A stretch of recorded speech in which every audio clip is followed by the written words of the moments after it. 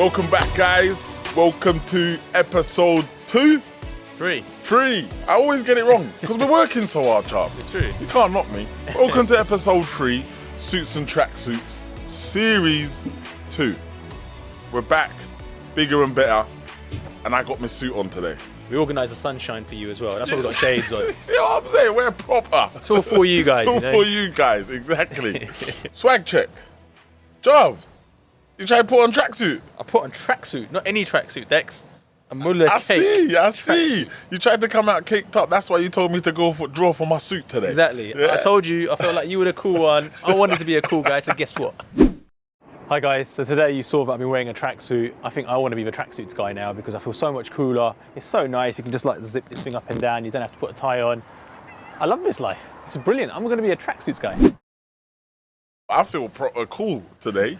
I think every time I do get dressed up, this is what I call it, is what I'm saying, I call it dressed up. Every time I get dressed up, I get so much compliments. It makes me think, you know what, I might have to put on a blazer. Yeah, see, it's a blazer. It's not a suit. Yeah, because this is my definition of a suit. Nice. Cheeky bit of jeans, nice bit of shirt, and a little blazer. You know what I mean? That's my suit. Loving your tracksuit. Thank you, Dex. It's one of a kind. No, it looks proper. Top manufacturer in the UK and retailer as well. You heard it there. Yeah. I know you didn't think I'd scrub up this well. From now on, I think I'm staying in the suits. From now on, call me Sims. Dexter Sims. So how's things anyway? How are you? All good, thanks, Dex. London's at an interesting time, isn't it? Just before we got on set, the mayor of London has been selected. He has indeed. Finally. Right, this is a message for the mayor. We want to work with you. We want to make London a better place. Crime prevention, inspiring young kids, talking about skills. So we look forward to meeting you very soon, and congrats on the win. Yeah, I know there was a lot of talk around the campaign around Brian, a lot of talk around the campaign around the YouTuber. Oh yeah. You know, there's been a lot of interesting candidates this year. It made it really exciting, didn't it? It's like this YouTuber popped out of nowhere and they said, what will you bring to London? He said, vibes. I'm like, vibes. Yeah, I could deal with that. I could deal with vibes. But then I thought, hold on, what about the knife crime? Yeah. What about me housing? What about the transport? Yeah, I don't know if I can vote for a YouTuber. Exactly. And then Sadiq, look, hats off to him. He won. Yeah. I know it was a close call. Congratulations, Sadiq. Yeah. Well done, Sadiq. Yeah. It was a close call with Sean Bailey, I think, and I think Sean had a head start when they started counting, so they weren't sure how it'd go. And Sadiq won. And I've heard that Sean never had a long time to prepare and stuff or something like that. I'm not sure. You know what I mean? This is just hearsay. You know, I'm not really into politics fully. Mm-hmm. I hear what the people are requesting, so I have to put my nose in politics. Yeah. But I heard something around Sean Bailey's campaign started late or something. He didn't get a long time to prepare, or I'm not sure. Oh, I'm not sure. Well, for me, if someone's going for a candidacy, be prepared. You've got to be prepared. Before you even put your hat in the ring. Perfect planning prevents poor performance, mate. It's definitely serious. Yeah. And it just goes to show that London is a fair city. Like to be selected from an ethnic minority background who's already run in in the UK, in Britain, that's a big thing, and that says a lot about Londoners. And it goes to show that, for me anyway, that what you say you're going to bring, people are interested. And thankfully, he has a bit of a following. So for me, it's regardless. Like I say before, it doesn't matter so long as a person, whoever they are, wherever their background, so long as they make a change in the city. And he's had experience already, right? So now he knows what he can do better and where he needs funding. That is very true. You know, from someone having a second run, I definitely think is a definite time to shine. Yeah, absolutely. Because you can look at mistakes you've made, you look at what got dropped on your lap when you first got assigned, what you couldn't change. But now it's not dropped on your lap now. Yeah. The second time around, you know what to expect. So I'm definitely looking forward to some of the things he's changing. I'm not even sure of his full manifesto. I've heard a few things, but bring up the manifesto. Let's bring out the manifesto. Let me hear exactly what Khan's promises are, because, I get a lot of phone calls, a lot of emails, a lot of messages about, Dex, are you going to become an MP? Because we need change. And I'm like, listen, let me get Khan on the phone. And let me find out exactly what his manifesto is and see if he can play his position better than me first, all right? We haven't got Khan on WhatsApp or anything, we're just... Don't worry. But we will, one day. So what was it? So there's a few things. So firstly, the city's recovery, reshaping London, making it greener, safer and more prosperous. We've got jobs. We need it to be a bit greener because I need to put my feet on the grass a bit more. It needs to be more grass. Yeah, it needs to be more grass. I'm not lying. My daughter needs some grass. I need some grass.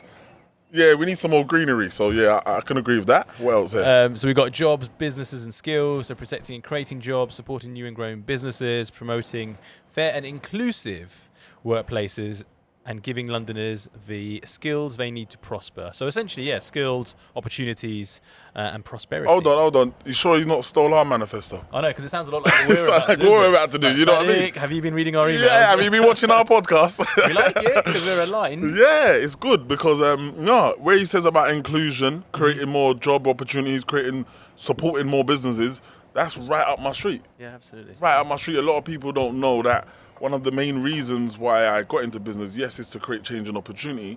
But the second part, which is opportunity, is that I believe running my own business, I can give a lot of other people opportunities, diversify it a little bit more, give people who of a younger age, of less experience, of different cultures, opportunities to become their own bosses or work with a company that they agree with, So I do like what I've heard so far a little bit. In terms of diversifying culture stuff in business and inclusion, how do you think he's going to tackle that without us? Yeah, so I think in businesses, it's a responsibility for every business, and I'll share some insights I've got from a business I work for, and I admire what they do, and that is on CVs, what they're doing is blanking out two things before it gets to the recruiter. And Please tell me it's the surname. It's a full name. It's the full name? And it's a location. Because that is pucker. Which for me is brilliant because... Proper. And I said, why is this the case? And they said, well, surnames and first names, it could lead to someone's bias, which they don't know they've got in terms of selecting certain people. Unconscious bias. Serious. So I was like, this company's brilliant because actually practicing what they preach. And I saw it firsthand, so I'm like, this is what every company needs. And the other thing around location... I'm taking it on straight away. Yeah, I'm taking it on. And the other thing about location was, and I didn't understand the location. I was like, all right, I get the name bit. What's the location bit? They said, well, if someone's from a known affluent area, some people might have a bias for uptown this or downtown. Obviously, it's a US company as well. Yeah. So it might apply more because in London, it doesn't matter. You could be living in a one-bedroom flat in central London and it could be worth over a mil or 2 mil, right? So it doesn't really matter. Yeah. But in certain parts of the world, it could indicate... financial background and any sort of status. No, it does relation. Because back in the days, if you say if you say you lived in Brixton, it'll be like no, you can't get a job. You know what I mean? But nowadays, I think if you say you lived in Brixton, they're like, rah, how does this person afford to live in Brixton? They must be well off. Do you know what I mean? So I get that. Yeah. But taking out the name. I really love that. Yeah, I think it's brilliant. I proper think that is great. I'll tell you exactly why. And this is me being open and honest. I used to always hear about this situation with people not getting selected for jobs because of surnames. But let me be open and honest. Since I've become a businessman, or should I say a business owner, how can I say this the nicest, truthfulest way? I do get feelings when I see names. And that's what I know for a fact is an unconscious bias. Because I actually start thinking, so I'll give you an example. I was looking for a PA just the other day. I'm looking for a new Donna, if you know about Suits. If you know about Suits, the Everyone program, I need a Donna, all right? If you're not a Donna, don't even bother apply, don't even ask, inquire, nothing, you know what I mean? But anyway, I'm looking for a new Donna, and when I've looked through the emails and stuff, I admit, I saw certain names, and, it starts making me think, how would I communicate with that person? Is it going to be a language barrier? Is it going to be a culture barrier? Is it going to be an understanding entrepreneurial barrier? But I can tell you truthfully, it came from just looking at names. So I know straight away, I'm crossing out all the names. Yeah, I'm crossing out all the names and I'm reading the rest because the rest will give me an inkling on what kind of person they are. And the name should come after. Yeah, I really like that. Yeah. So I think, to your question, how do we address it? I think if businesses started adopting that alone, that would be a great thing. And also giving fair chances. I've heard of many situations where people have applied. Again, it doesn't apply to the company I work for. It's very fair. If you've applied, you get interviewed, and there's a whole fair process. And it doesn't apply for Moolah Cake. I did give a lot of those wannabe Donnas an interview, not lying, and they just didn't fit the criteria. It wasn't about the name. Just putting it out there. Have you recruited a Donna yet? Or? I ain't got a Donna yet. That's what I said. It wasn't nothing to do with the names. It's just to do with they're not Donna material. All the Donnas out there whose name might not be Donna, it's fine. Just get in touch with Dexter. Just get in touch with me, mate. Proper good wages. I'm not lying to you. And the other thing is that if roles come up, whether they're senior roles or mid-level roles, to give opportunities to everyone who are interested in that role to apply and fairly treat them. Yeah. I can recall times about 15 years ago where I applied for a role and someone even looked at me like, Why? I've got someone in mind. They didn't say it, but I already know they had someone in mind for it. Yeah. And this person got recruited into it. Now I had double the experience, double the contacts, and in fact double the revenue figures as well. So if you looked at the actual skill set they wanted, just regardless of me trying to self-promote, it's not that at all. It's just looking at reality. If I take myself out of myself and go, what was on the table and what did this person bring in that? Yeah. I had an extra number of industry years on top of all that. And then they were earmarked, and it turned out they were the partner of someone this person had previously worked with, and it was favoritism, right? Favoritism. And then, it's quite obvious. So I think, again, in my company, it's not like that at all. They're very fair, and everyone gets an opportunity, and it comes down to the person who fits the description in the sense of what skill set do you bring, what impact can you have, and those things. And I think that's where people should focus is skill up. And I know we mentioned this in a previous episode, is focus on yourself, because there are opportunities out there. In my industry, we've got a skill shortage.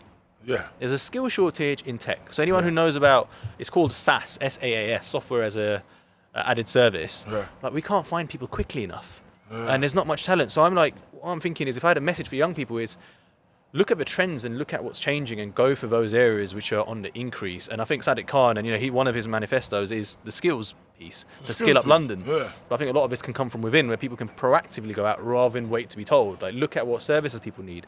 And yeah, I know it's a topic we've touched on previous episodes, so I won't repeat myself. No. To keep it concise, it's a strong point, and I support Sadiq in his mission to bring that service. And I would even say the opposite of it, as in, people should skill up themselves and look for these opportunities. But I want to start promoting to businesses to start looking for the up-and-comings, to start looking for the interns. You've got interns within your companies, and they've been there for a while, they've studied your business, but they're really good on social media, they're really good at marketing, they're really good at being an influencer.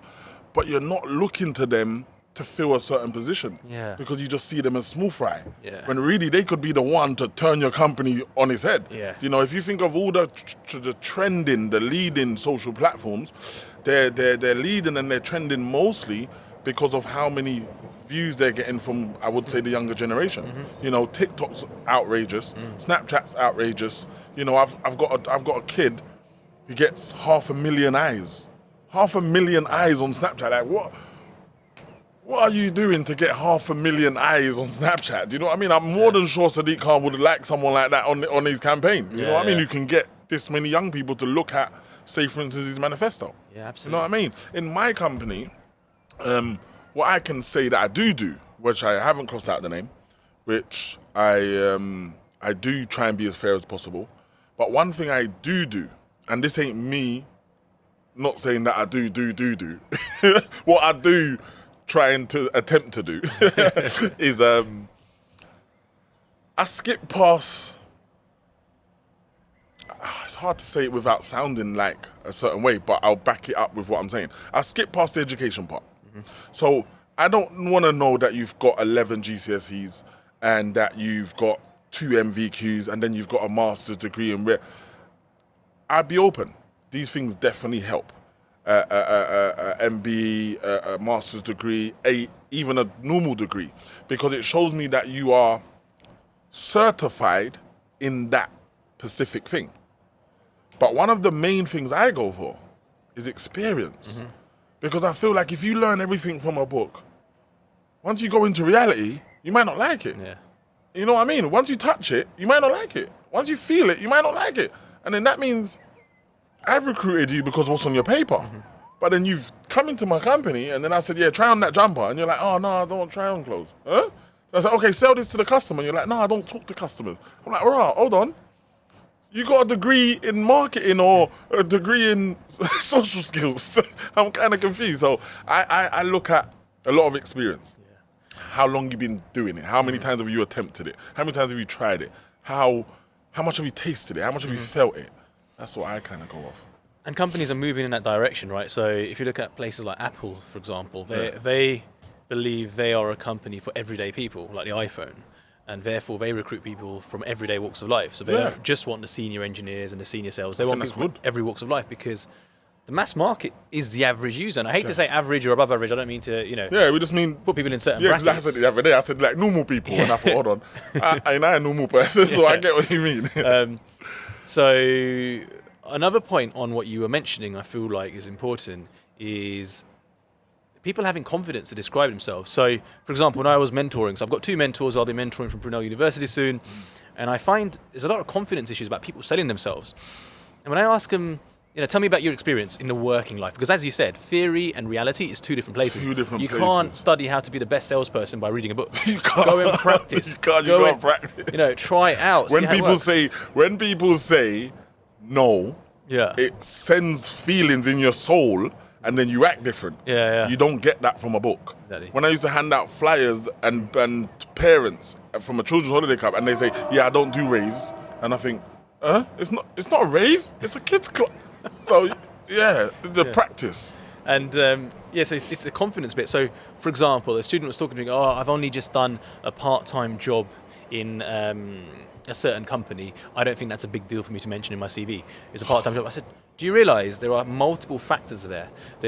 And basically we broke it down into key areas. It was like customer service, profit and loss management, upselling, client retention. And when you start breaking it down and sort of using it as a transferable word or a skill set, then their eyes start glowing up. It's like, I didn't really look at it like that. Or someone I knew who lacked confidence and they wanted to support other people. They're just like, why would they want to listen to me? I've got my own confidence issues. But I'm like, in the past, you've helped recruit people. You've helped support people through sad times. Focus on those things. You've helped people who've been long-term unemployed to get a job. They're like, I never really thought of it like that. And then they went and got a job within weeks. Because they're worried about getting back. Yeah, you instill the confidence and understanding of their own self. Absolutely. And I think young people are missing that because 100%. We're surrounded, and we've mentioned social media a number of times. Influencers, I think, have a responsibility, but I think the gap seems so big is, they've just gone through a major change in history, exams from home, mental health issues, so much going on in the world, job opportunities are limited, and confidence has been hit. So we can use this time to speak to young people, to look at the things they do have, focus on the skills they do have and the things they've done previously, even if it's volunteering. And I'd say never to sit still. Go and volunteer, whether it's, a school or a nursery or working with animals. How important that is? Yeah. Like interning, volunteering, putting yourself around success. Being in the room. You might not have a seat at the table, but being in the room opens up doors. Yeah, absolutely. Listening to conversations, being a part of a conversation, even with having no input, just listening.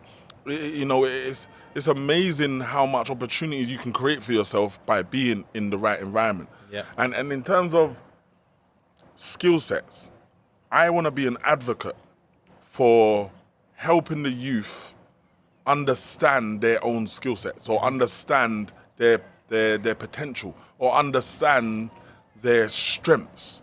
Because, as I mentioned earlier on, the way they are becoming influencers, the way they are helping people market a brand, the way they are gaining followers, gaining traction, they don't understand what skill sets those things are.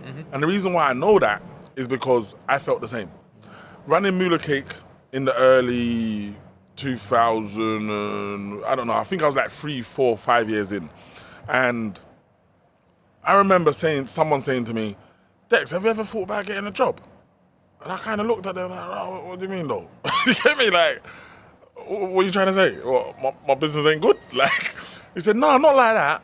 But I see that a lot of your, I won't say problems, but a lot of your issues come from things you might not know, or things that you're trying to figure out, or things that are slowing you down. But if you was in a working environment, so they said, take for instance, you got a job for Nike. If you was in that environment, you would understand a lot more about how much a project uses for a budget, how much a budget is for a project, or how they market a product when it comes out, or how they handle their staff. And I thought to myself, bro, that kind of makes sense, because I never learned nothing from another company or another place. I've learned everything from being hands-on and experience. But then I said to them, no, but that's mad though. The only thing I think of is being open. I couldn't go and work for someone and them offer me, I won't even say a sum just in case people are on that sum and they feel a little bit, put down. But it's not about the money, it's just about my preference. And I couldn't work for a company and they offer me that kind of money. And I think to myself, with all the experience that I've got, all the things I've done, I'm going to go and work for this money. So I had to look at it in two ways. One, exactly what we just said. Placing yourself around success. Placing yourself in the room. Placing yourself around things or people that you can learn and absorb from. That was one half of it. But the other half came from the person who actually made the suggestion, which was, how dare you think they're going to offer you that much money? Yeah. I'm saying, what do you mean though, bro? I ain't got experience in things. They said, right, you ain't got experience in what? Okay, let me ask you a question, Dex. When you got to do a photo shoot, who organizes it? I said, I do. He said, okay, cool. When you got to pay your staff and that, who does your books and your finances and that? I said, I pay you everyone, innit? Okay, cool. So when you got to market your brand, basically you went through around 7 positions that I cover. And it's like, there you go. You've got way more experience than the average person. Yeah.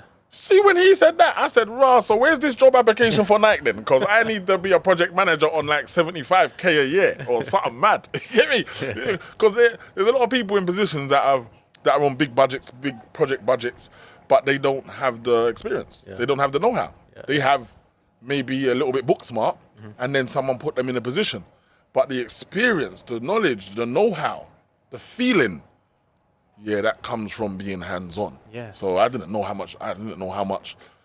So to close, I didn't know how much experience I've got. I didn't know what boxes I can tick. I think that's exactly what's happening to our youth. They don't know they got skills. They don't know they've got things, but they don't know how to word it. Yeah.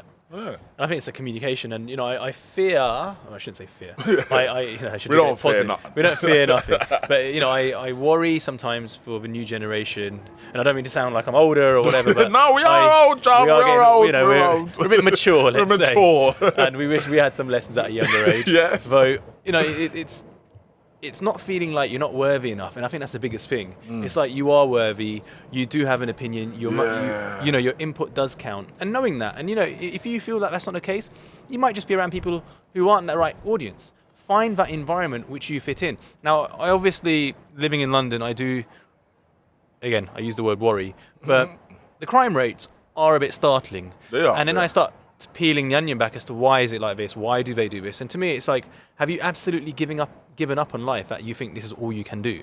Yeah, and I know we've covered it in a previous episode, so I won't go into too much detail, but it comes down to our message to the youth being, you can do it. You can become whatever you want. Set your mind to it. Be positive. Fill your head with good thoughts. What you mentioned about the company and the environment is such an important thing. You become the result of your environment.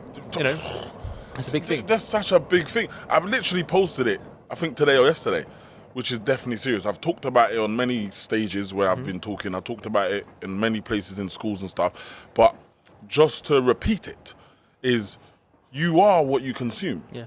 A lot of people don't understand the ideology around the company you keep. A lot of people change that mindset now because they think they're not around people. Okay. Social media allows you to, the exact same way, consume a lot of negativity in many different ways. So what you eat, what you watch, who you follow, what music you listen to, and who you speak to are all different ways that you can consume positivity or negativity. And let me say it again. What you eat, what you watch, what you listen to, who you follow, and who you speak to can all be a very negative thing or a very positive thing. So it's up to you to understand what you are consuming. And I think a lot of people in negative places don't realize how much negativity they're consuming because they're doing it by accident. They just go on their social media and they're just thinking, I'm just on social media. But you don't know you've chosen to follow a few things that's negative. that consumes your timeline. When you woke up, you didn't have something that will give you energy. You had something that slows you down or slows down your brain. So that was negative. Then when you put on music, you chose to listen to this type of music that put you in this mood.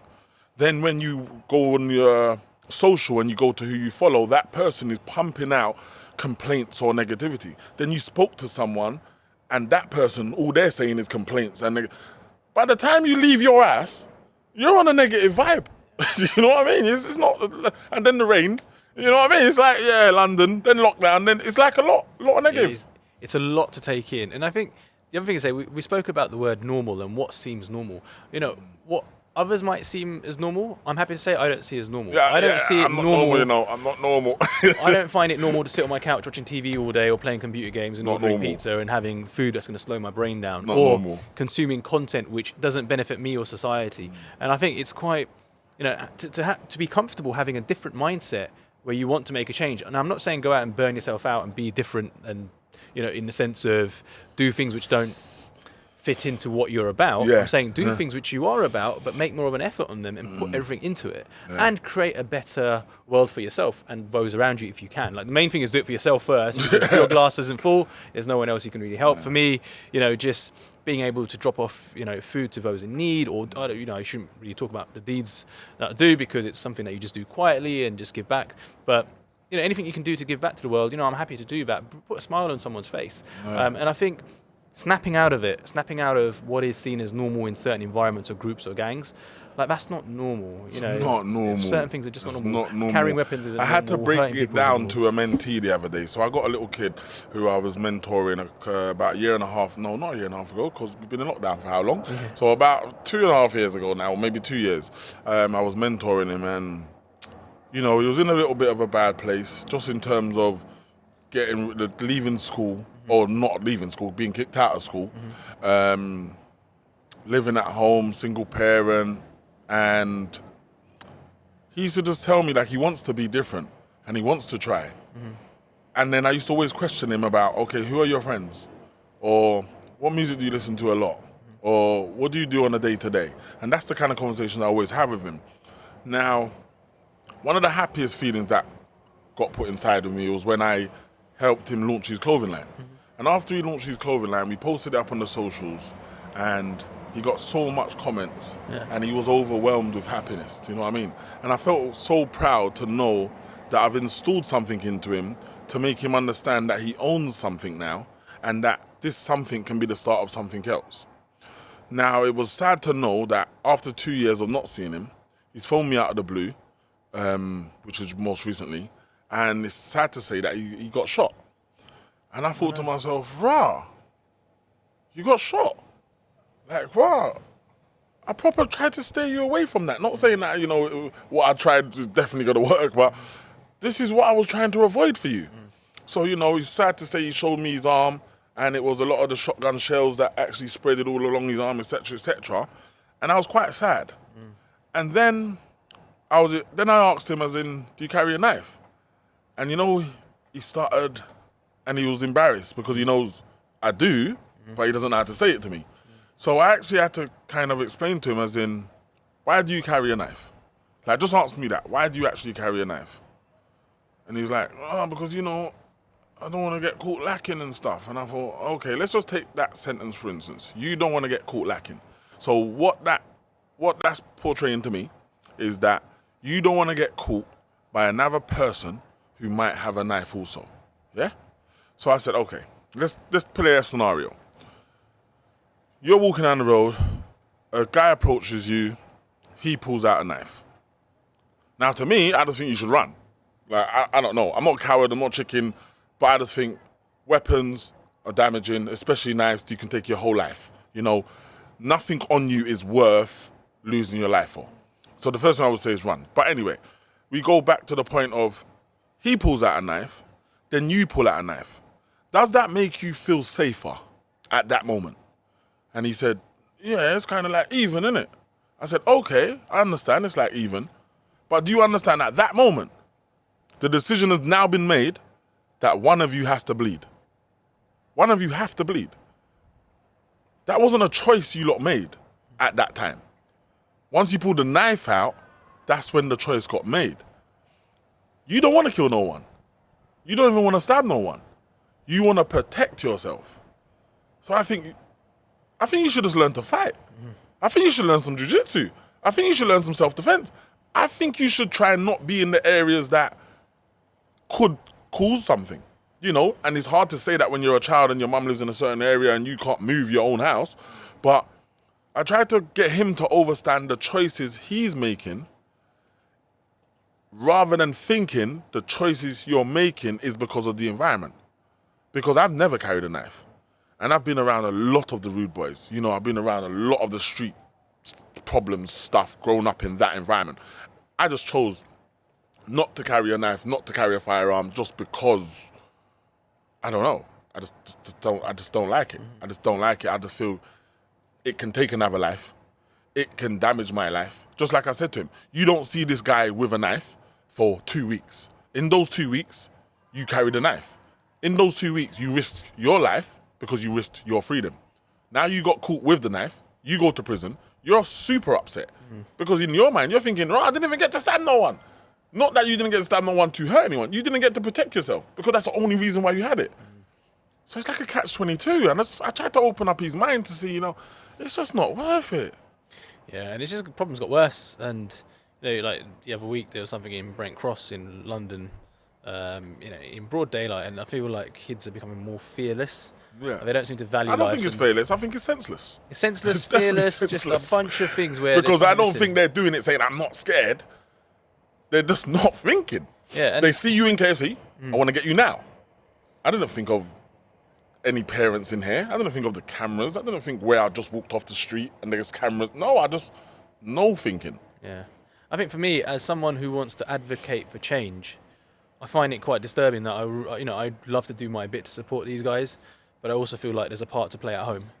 I think home is important. And I don't mean to be rude about it, but I appreciate parents are working, and we're not offending parents. We're not offending parents, but here I am wanting to do the best for these kids. This is on us. This is our investment, our time. We could be spending time with our own children, 100%. Putting into it, but we want to try and help London. So I feel like it's going to be a community effort. That if you bring a child into this world, there's a responsibility, and I don't mean that in a rude way. No. It's true. It's fact. And people won't tell you that. The Prime Minister's not going to tell you that because you'll say things to him that you'll say things that he's being rude and offensive. But really, it's a fact. It's a fact. You bring a child in this world, I'm sorry, it's your responsibility. Stop looking at everyone else to sort them out and look after them. It's not the teacher's fault for not, where the manners are taught at home. So, and again, I appreciate that London has different parts and there's pockets if you're living in a certain area and estate, and if that's how it is, that's how it is, and I get that, and I sympathise with that. But if all those parents got together and had some chats, I can see things changing. Like there was times at school where the kids used to say, I'm going to get my uncle to come and mash you up to a teacher. Yeah. My uncle, my dad, my this, my that. And I'm like, you get attitude from home. So if your parents and those guys have got a chip on their shoulder... This is what you're bringing to school. You're bringing it to school. Yeah. So I used to see it from a young age from schools we went to, and I'm like, if I spoke to a teacher like that, my mum would smack me. Honestly, when I'm out in public, I have my mum's head sitting next to me. Yeah. Like she would slate me if I show that I'm ungrateful. And my dad was chilled out. He was always about don't do no harm to no one. Yeah. Be respectful to everyone. Even when it comes to religious places, like make sure you visit churches and temples and mosques, and be appreciative of everyone's religion. You can learn from everyone, and that's the sort of background I had. My dad grew up in Africa. He's from India.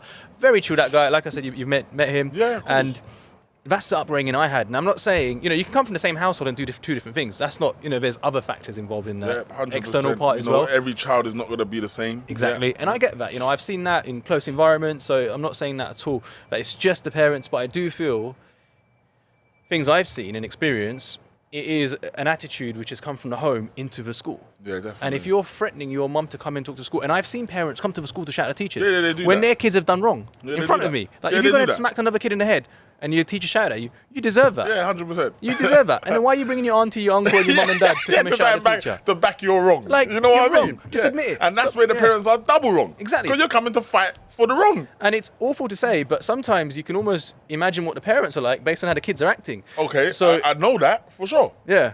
I run a children's holiday club, mate. So when I got the children in front of me, or on Zoom, or in front of me, and I'm looking at the way these children are acting, I'm like, you see later on, I don't ever want to see your parent. because I kind of gathered what she's going to be like or what he's going to be like. And I'm not being biased or stereotypical because it doesn't always be like that. Yeah. You know, I've got I've had a beautiful young lady who, in my eyes, she's very manageable. She always brings them on time. But her son's just a bad breed. Yeah. No, proper bad breed. He does fighting. He loves doing crazy stuff. But I think that's something that us, myself, the community, his parents, can look into as an individual. Yeah. But majority, I would say, I can see from children's behaviours what they get from home. You know, and I mean it in the positive as well. Yeah. I've got a brand ambassador right now. His name's Hero. I think his name should be Hero, because I can see from his upbringing why he's like that. But the way he is, to me, it's amazing. Yeah. Like, it's literally amazing. And it's a product of his environment and his parenting and his upbringing. And that's why he's the Kids Club's ambassador, because I want children to look up to him and say, yeah, I want to be like him.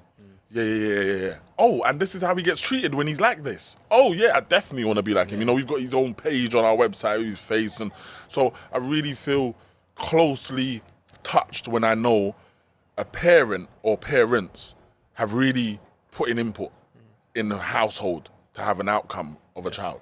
Absolutely. Yeah. And I don't mean to offend anyone with what I've said either, but the facts are the facts. You know, reality is reality. Facts, man. And You can't bend it. I'm happy to have a conversation, but we are here because we want to support Young London, but we need people's support. We can't just be going and, if they're spending most of their time at home and we go and mentor people, we want the parents to be reading as well. We want people around them to be taking part in the it. parents are involved. Yeah, because if we're just mentoring the children and then we send them back home to the bad breed parent, because that's what it basically is.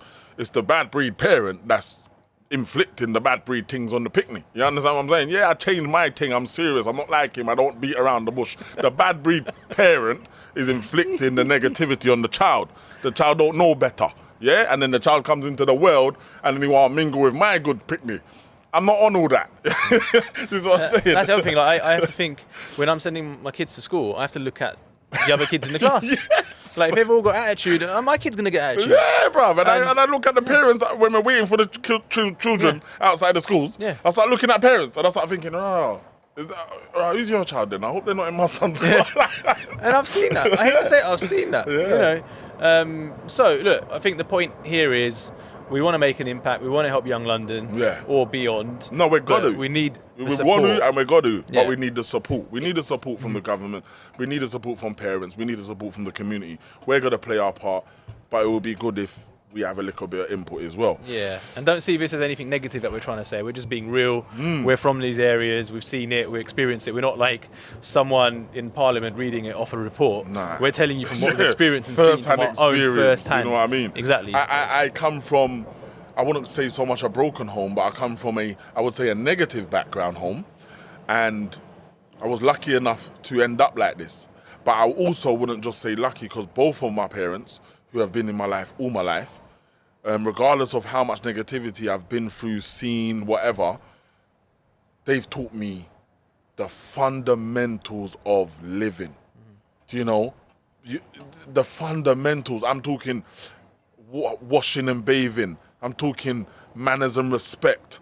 I'm talking giving and not just receiving, or giving and not thinking about receiving. I'm talking how to cook. I'm talking how to be a family person, how to be a father, how to be...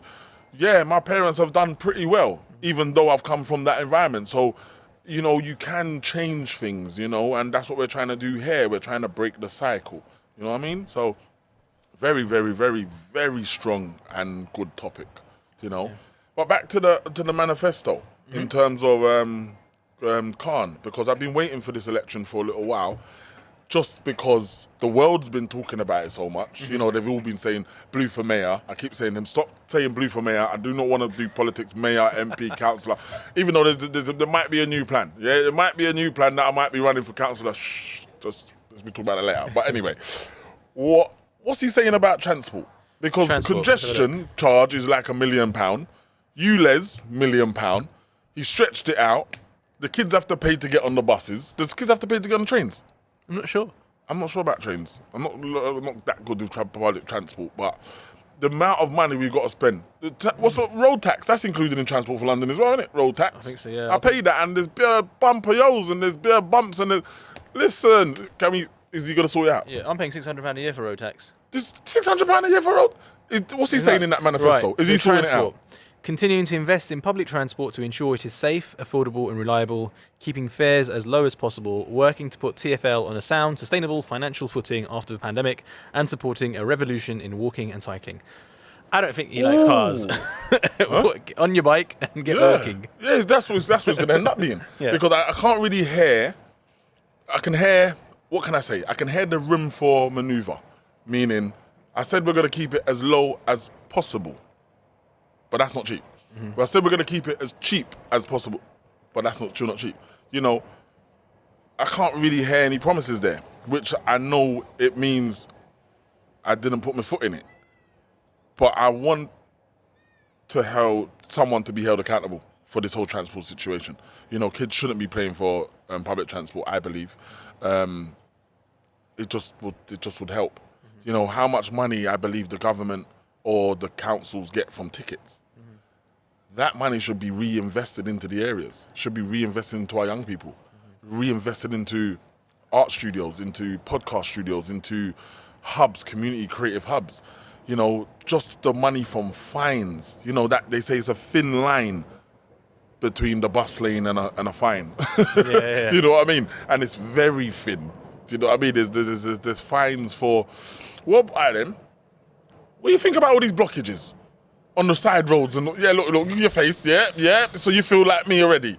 No, it's serious, Jav. They really... Who do we write to? So, look, I feel like London's lost a lot of money, and I think overnight they've put these flower pots... These flower pots, signs. And if I had I'll try and drive into it, you know. I think they've just slowed London down. I think at a time when people need to be mobile and travel, you know, they need to get to shops. If you want businesses to start flourishing and, you know, public transport, people are paranoid right now. Yeah. To use public transport. Yeah. Not everyone's that healthy to walk or have a cycle, you know. People have been sitting indoors for about a year. Trust me, the cycling thing won't work for me.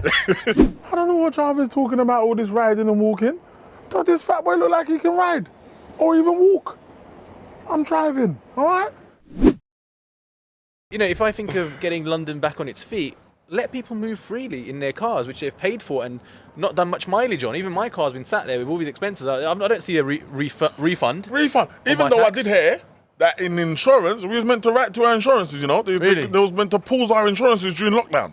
Really? No, I'm angry because I don't know if you can get a reimbursement. Yeah, no, I heard that though. So I think it's been a bit of, if I'm honest, I feel like some of these tactical implementation of these flower pots and whatever else has led to multiple fines. You know, I'm on local neighbourhood forums and I see people falling foul of it, and they've got pictures because they're so used to driving down a certain road, and all of a sudden this sign, which is a bit up high, which you can't see. It's to the left, and it's small, and it's not clear. Exactly. Because it's got times on it as well. You know, so you're trying to turn, but then you're trying to read it.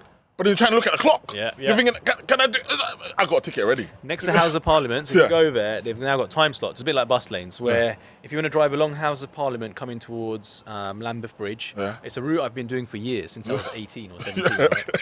Overnight, the sign pops up on the left that you're not allowed between, 4 to 7 and something else. But by the time you've seen it, you're already in the lane. That's what I said. By the time you've seen it, you already got the ticket. So I'm like, how was I meant to know from beforehand? Yeah, that there's a new sign there. There's a new sign, and you're in it. You can't reverse now. You're next to like the police officers. Yeah, you can't just reverse, and it's horrible. I don't like it. I don't I'm like it. not a fan of misleading the public. So so I think that old public transport thing, we need to see to it. Let's have a chat about it. Let's have a chat about it. If that's all right. Is that right? Yeah. Get open. Anything else on the manifesto? Right, let's see what else on the manifesto. Promoting fairness and equality, creating a fairer city, which we've touched, standing up for London. And I feel like we're proud Londoners. Yeah, I'm a proud Londoner, you know. Proud Londoner I'll be honest, even though I used to cuss my dad. If you're watching, I'm sorry. But I used to tell me, Dad, you're a real Englishman, ain't you? You read the Sun newspaper, you think England's going to win the World Cup, you love a fish and chips and the little mushy peas. My dad's a real Englishman. But over the years, I've become a real Londoner too. So I'm not going to knock him no more. I'm proud of London, and I think London has a lot to offer. Yeah. And I think it's a joint effort to recognise the diversity, the richness. But I think more than anything, it's the respect of other human beings, whatever the beliefs. You know, respecting the history and culture as well. And I get, look, I don't want to go too deep on this, but there's a lot of people with a lot of resentment for the UK. Okay, there's a colonial past. Let's not lie about that. I'm from India, and every time I go to India, they try to rip me off because they see me. You're a Londoner. Yeah, you ripped us off. So. Yeah, they call me an NRI, which is a non-resident of India. So I'm cutting you. It's not fair. Yeah. I go Jamaica, yo, foreigner. That means I'm not Jamaican. Yeah. I go Africa, they're talking beer language. I don't talk African. I come London. They say I'm black, I'm not British. Hold on, where do I belong then? I'm a bit confused. Where do I belong? And I had the same thing when I went to India, and I feel like, you know, those from an Indian background, they're like, next time you're in Crown Jewels, make sure you get our Kohi Noor back, which is a gem which Brits took when they gave independence. They come back with a bag of gems, right? It's like, we'll give you your freedom, but we'll just take this with us. And even the Taj Mahal, there's holes around the entrance where there were jewels and gems, which the Brits took out. So if you go and look, because I've been to Taj Mahal, what beautiful sunset to watch from there, there's holes in the roof. Shocked. Yeah, it's still there. Holes. Yeah. So there is teeth, the things. So let's be honest, if we're going to have an open and honest conversation, yes, people have some resentment, and I get that, but let's not take it out on a new generation. There is history which we should be aware of and discuss, absolutely, and we shouldn't let history repeat itself. There's other countries right now being massacred. Yes. Yeah? Let's not let history repeat itself, and if we've got a pure heart and we're about diversity, let's speak about the things that matter to bring the world to a more peaceful place. But I think it starts with respect. You said it right. If you've got a pure heart, there's no problem with a conversation. Because we don't want history to repeat itself. Absolutely. Yeah, I really like that. I really even like that to finish, to be honest. I really do. In terms of books, you know, we always do our lovely book recommendation. What, you got yours with you? I'm going to start bringing mine with me, you know, because I know you lot think I ain't got these books. I've got these books. I've read these books, my books, yeah? And next time I'm bringing my book with me, even though I might forget. So I'm just putting it out there from now, yeah? But... go on, pop your book in. What you got? It's called The Soul of Leadership by Deepak Chopra. Now, he's a good guy. It's all about spirituality and, you know, finding your greatest strength within. It's all about doing and setting your goals. And I think we spoke about goals by Brian Tracy previously. Yeah. Similar sort of thing, but this has an element of spirituality. For those who know me well, know that I'm quite into spiritual elements of life, you know, one connected universe and people being of sort of one entity. And that's why I like to see peace and, you know, people getting on with life. Yeah. But yeah, it's, you know, just to bring about your greatness within you. If I'm honest, I've not entirely read it, but it sounded great and is recommended to me as well. So yeah, The Soul of Leadership by Deepak Chopra. So that will help me be a better version of me then. Absolutely. Because you know I always preach that. Try and be the best version of yourself. So I think I need to give you. I like your recommendations. You know, because I like the books I've read, but your recommendation quite well. I'm gonna start. I'm gonna nick a couple we of do a book club. But yeah, book club. Yeah, exactly. I used to actually do a book club. Did you? Well, not a club. I used to do once a month. Yeah. I used to provide a platform, which is my Mulacake Hub. I used to provide it for independent authors to come and do their own book signing. Nice. So if you're an independent author, you can come to the Mulacake Hub once a month and do your own independent book signing, totally free. 2 hours you get for the space. You can invite who you want. You can come. They can come down. You can sign your books and stuff like that, and then we'll house your books for you. We've got a big yellow elephant, we call it. So it's a big yellow bookshelf. We house your books. We sell your books for you, and obviously we take a little bit of commission. But it's not about the commission. It's about you've now got another outlet to sell your books. Because I've studied a little bit about these independent authors, and Amazon rips them off. Yeah. No, it's serious. It's serious. Amazon, naughty. So if you are an independent author and you do need an extra outlet, I do have the Mulacake Hub. So brilliant. Heard it here first. You heard it here first. So yeah, my book recommendation is How to Win Friends and Influence People. I remember when I read it, I felt a little bit funny. Not gonna lie. I remember reading it. It's sitting on my shelf right now. It's red with yellow writing. Can't remember the author. But I remember reading it, I was thinking, hold on, it's a little bit weird. I don't know if I'm misinterpreting it. I feel like it's telling you to be fake in order to make people happy. And then they will be happy to you, which you be able to get what you want. Is that manipulation? It's like manipulation, isn't it? That's what I mean. Like, if whoever's read the book, just tell me if I'm wrong or right. This is what I've got from it. Just like when I read Rich Dad Poor Dad, I got something completely different from it and went on to be an entrepreneur. Loads of people read it and they went on and done something else. I'm not sure. But anyway, when I read it, I was thinking, hold on, you're telling me, like if I walk in and I say, like, Raj, I like your trainers, mate. That's going to make you feel happy. then if I say something else to you, you're going to give me a positive feedback or a positive answer or be nice towards me. Do you know what? I'm going to jump in here. Yeah. Because you reminded me of something. Basically, in a previous company I used to work for, there were these annual assessments that would go out for managers. Yeah. And in that week, all of a sudden, they want to make my tea for me. You see they what want I'm to buy trying me to lunch. How to win friends and influence people. They buy you lunch, they do all these things. Because they know at the end of the week, there's a little tick box. Yeah. You see what I'm trying to... But, so I give you both sides of the opinion. One side, it is actually good in terms of... It's me condoning manipulation, but in terms of making other people happy should make your life happier. How you choose to make them happy, through being truthful, you know, if you do like his tracksuit, then say you like his tracksuit. But if you don't like his tracksuit, don't say you like his tracksuit for him to like you. You know what I mean? But then I remember also giving the book to my daughter because I found that she was finding it a little bit difficult to settle into school and stuff. So I gave it to her in terms of, this is how you can win friends and influence people. Do you know what I mean? But I'm waiting to see her feedback to know what she took from the book. So if you have read that book, How to Win Friends and Influence People, please tell me your feedback below. All right? Brilliant. And do you get the books? Yeah. People who have piles of books at home now from our podcast. Make sure you're reading them, all right? Yeah. But yeah, that's all what we're doing for this week. I hope that was enough filling for your mind, enough food for thought. And do remember, we are here each and every week, Suits and Tracksuits, Series 2, Episode 3. Yeah. You see? I got it right. Episode 3. Yeah? Remember, we're on Spotify, on iTunes. Obviously, you're watching us on YouTube. Stay tuned, subscribe, like, share, all that good stuff, innit? All that good stuff. And make sure you feedback on my tracksuit wearing, because I quite like this. I'm the cool guy today. And I'm the drippy guy today. I might actually put on another blazer next week. You know what? I might be... Listen. Suits and suits. Suits and suits. Until next week. Until next time. See you soon. Take care, guys. See ya.